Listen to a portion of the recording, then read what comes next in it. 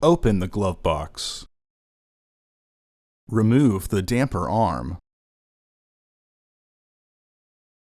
Remove the stoppers by turning them counterclockwise, then lower the glove box.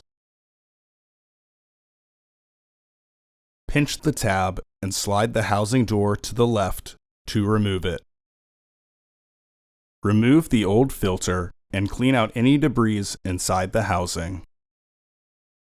Insert your new filter into the housing with its airflow indicating arrow pointing down.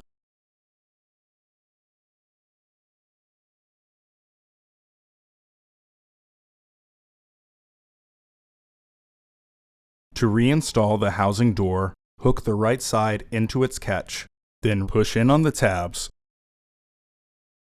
Raise the glove box and reinstall the stoppers by turning them clockwise.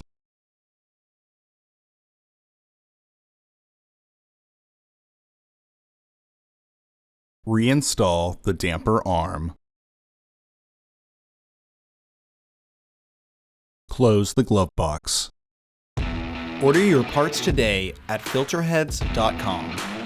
Also, please like our video and subscribe to our channel so you won't miss any new content.